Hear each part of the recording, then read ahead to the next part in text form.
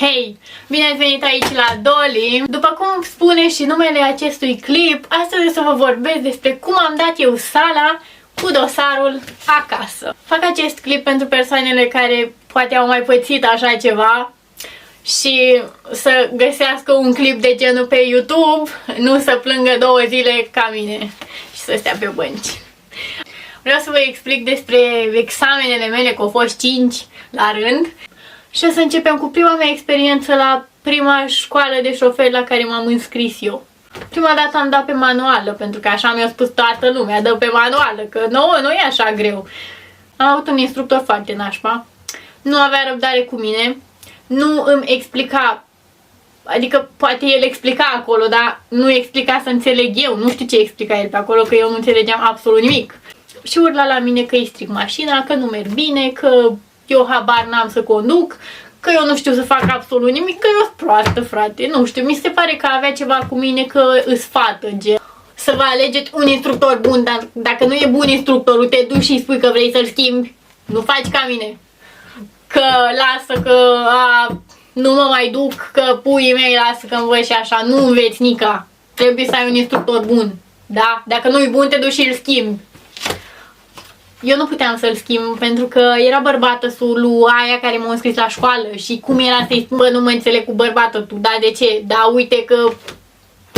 Na, de aia. Ok, după ce am terminat orele de condus, trebuia să mă duc să dau sala. M-am dus eu să dau sala, am picat cu 21, iar după eu nu știam cum să mă programez la sală din nou și am dat mesaj persoanei de la școală și să o întreb, doar am întrebat-o. I-am explicat, am picat sala, dar nu știu cum să mă programez, că nu găsesc codul în dosar, nu știu ce cod are și de unde să-l iau. Și nu mi-a răspuns 2 săptămâni. Norocul meu e că am întrebat pe altcineva cum să fac chestia asta și unde să găsesc codul ca să mă programez. Pentru că altfel stăteam așa ca proasta, gen, și mai programează-te. Și mi-a răspuns după 2 săptămâni și mi-a spus, dar nu a avut timp să-mi răspunde. Bă, asta cu timpul m-a terminat, frate, n-ați avut timp, hai, lasă-mă, că ți-am dat mesaj pe număr, gen, cum să nu-l vezi? Hai că poate pe WhatsApp n-ai net sau nu știu, dar pe număr, da, 2 săptămâni la rând n-ai avut timp absolut deloc. Da. A doua oară când m-am dus să dau sala, am picat cu 20. Am picat cu 20. Apoi m-am dus a 3-a oară să dau sala. A 3-a oară am picat cu 19. Picat cu 19 și ce am zis, asta a fost, mă înscriu la altă școală. Eu n-am știut în viața mea că tu poți să dai sala de câte ori vrei tu. Eu am crezut că sala se dă de 3 ori în puii mei, de 3 ori cum se dă și orașul. Cine să-mi spună mie că sala se dă de câte ori vrei tu? Și repet, se dă de câte ori vrei tu. Ori de... Nu știu dacă de câte ori vrei tu, gen... Cred că da, se dă până ei, da? Aici, gen, ai 10 rânduri. Să înțeleg că se dă de 10 ori. Mă rog, nu știu. Pentru că și eu am căutat un clip de genul ăsta. Dacă aveam la momentul ăla, poate nu mai făceam prostia să mai fac un dosar, să mai arunc așa niște bani pe geam. Iar încă ceva ce eu nu am știut și poate vă ajută și pe voi, că eu am mai aruncat niște bani pe geam, factura aia, gen, care se plătește la poștă de 95 de lei, acum că s-a scumpit 94 de lei, chitanță sau ce e asta, care se plătește pentru sală, gen, nu știu cum, e valabilă 3 ani, fratele meu. E valabilă 3 ani, eu am crezut că e valabilă 3 luni. E valabilă 3 ani și eu am plătit-o de 2 ori. Și da, ce să-i faci? Dacă nu mi-a spus nimeni, eu de unde să știu? Nu am știut așa ceva, că factura asta e valabilă 3 ani, nu am știut că sala se dă de câte ori vrei tu, nu am știut absolut nimic, pentru că cine trebuia să-mi spună, Ăia de la școală trebuia să-mi spună. Nu mi-a spus absolut nimic. Mă duc să mă înscriu la altă școală. Îmi fac alt dosar și ce am zis? Bă, măcar dacă mă înscriu la altă școală, dă să dau pe automată, că, na, ca să am o șansă mai mare, ca să iau din prima. Când m-am înscris la a doua școală, persoana aceea care trebuia să mă înscrie mi-a spus că trebuie să sun la fosta școală ca să mă scoată din baza de date. Am sunat la fosta școală și am explicat, bă, scoate-mă din baza de date că mă duc la altă școală. Și mă întreabă, dar ce mai făcut cu sala? Dar tu atâta timp nu ai putut să mă suni? Tu îmi puii mei, dacă știai că pot să dau sala de atâtea ori, tu ce te-ai gândit? Nu, asta cred că o da sala de 10 ori și nu o luat. Că mă și enervează. Am dat pe automat totul bine, un instructor foarte ok, mi-a explicat totul și o trebuie să dau sala. După ce am terminat orele de condus, tot ok, eu trebuie să dau sala. M-am dus cu dosarul meu nou să dau sala.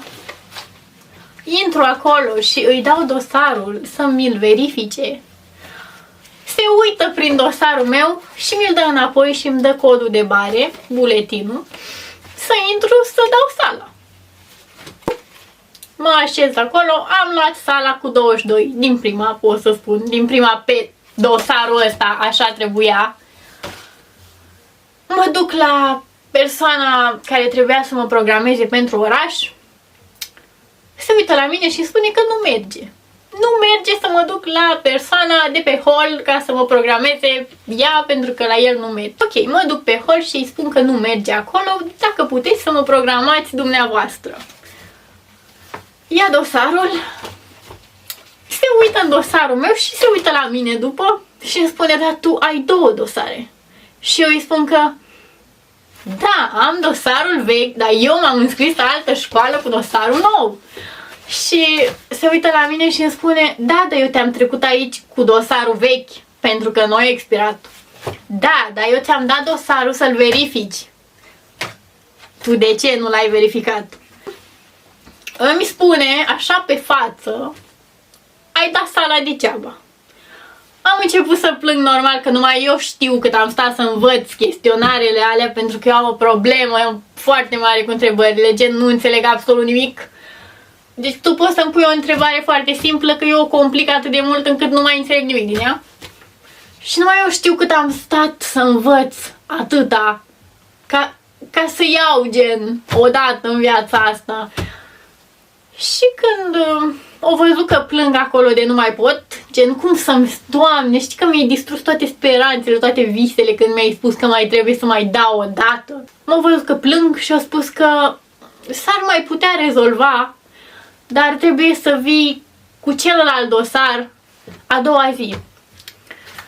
Adică să mă duc cu ambele dosare să vadă dacă se rezolvă ceva. Bine că nu i-am dat foc, că altfel mai du-te și mai dă o dată. După ce am plâns 20 de minute acolo, ies și mai plâng jumătate de oră pe bancă în față, pentru că trebuia să-l sun pe instructor și trebuia să-i explic cât noroc am eu în viață. Și, na, m-a mai și luat plânsul leacă. I-am explicat, o înțeles, nu o înțeles, cum n-am înțeles nici Onica. Și ajung acasă, aștept ziua următoare să mă duc cu dosarele, pentru că trebuia să se rezolve ceva, că în puii mei eu nu mai dădeam odată sala. M-am dus a doua zi cu dosarele. De dimineață, de la 8 m-am dus. Era altă persoană și trebuia să-i explic ce s-a întâmplat de fapt. Dar mai stat să-i mai și explic vreo 10 minute, că nu știam cum să-i explic de fapt. Pentru că eu m-am dus cu dosarul nou. El m-a trecut aici că am luat sala pe dosarul nou. Dar eu am programarea la oraș, mă rog, am avut-o pe dosarul vechi. Și gen, eu pe dosarul vechi nu am că am luat sala. Eu am chestia asta pe dosarul nou, gen. Și uite, așa trebuia să mă duc cu 2 dosare. Dar după ce i-am explicat că ce am înțeles eu pe acolo, o înțeles și el, mi-a spus că trebuie să aștept până vine șeful lui, că ei nu au ce să facă. Da, ok, dar când vine? Păi pe la 3:30. 3:30 și era 8. De la 8 până la 3:30 nu puteam să vin până acasă, pentru că stau la 4-50 de kilometri. O trebuie să stau pe bancă în față, în frig, 6 ore, 6-7 ore, nu știu cât erau, Am stat în frig, am murit de frig pentru că nu am neamuri în orașul ăla și nu am pe nimeni. Și de așa am stat eu pe bancă și am murit. N-aveam nici cu cine să vorbesc. Și mi-am dat seama cât noroc am eu în viața asta. Da. Și după 6 ore mă duc cu dosarele și mai explic o dată că o uitat de mine. Mai explic o dată, îmi ia dosarele și se duce la șeful lui. Stau vreo 10 minute, vine și îmi explică că de fapt eu trebuie să mă duc cu dosarul vechi. Eu trebuie să mă duc cu dosarul vechi la examen. Pentru că mi-o scris el aici când am programarea. Dosarul meu expira pe 11 noiembrie, iar pe mine ei m-au trecut pe 3 noiembrie pentru că ca să am măcar o șansă la oraș. Nu cred că avea vreo importanță că dosarul meu era de mașină manuală și eu am dat pe automată, pentru că nu mi-a spus absolut nimeni nimic. Și am avut o șansă la oraș. Trebuia să dau orașul dimineață, doar că, ce să vezi, persoana aceea o cam uitat de mine. Și am dat orașul pe la 12:01. Foarte frumos. Am picat. O fost vina mea, nu m-am asigurat. Și cu dosarul vechi nu mai puteam să fac absolut nimic. Am avut doar o singură șansă. Iar după mă anunță că trebuie să mă duc să dau iar sala cu dosarul nou. A 5-a oară. Mă duc cu dosarul nou și îi explic că trebuie să dau sala. N-am mai dat niciodată cu dosarul ăsta, doar că pe el scrie că am luat. Îi spun că e nou, știți? E dosar nou. I-am spus, cred că de vreo 3 ori, că e nou. Adică am mai dat cu el, dar nu cu el, știți? Dacă înțelegeți. Nu știam cum să-i mai explic și asta. Mi-a tăiat că am luat, gen, îmi dă dosarul, îmi dă codul de bare și îmi dă buletinul. Eu am rămas, stai o leacă, că nu m-a pus să fac poză. Dar de ce nu mă pune să fac poză? Că v-am spus că e nou, gen, și cred că trebuie să fac poză. Nu, mi-a explicat că poza trebuie să o fac peste ceva timp, cum o explicat el acolo, na.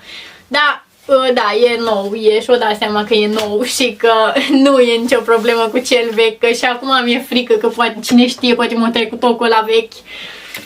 Da, am intrat să dau sala. Bă, n-am știut absolut nimic, că n-am mai învățat nimic. Mai lăsați-mă cu întrebările voastre, că n-am mai putut, frate. Și am pus și eu la nimereală, am luat ce să faci, norocul meu. Și când mă duc să mă programeze, mă gândeam că nici cu ăsta nu merge, că era gata. Atâta noroc am. M-au programat peste 4 luni.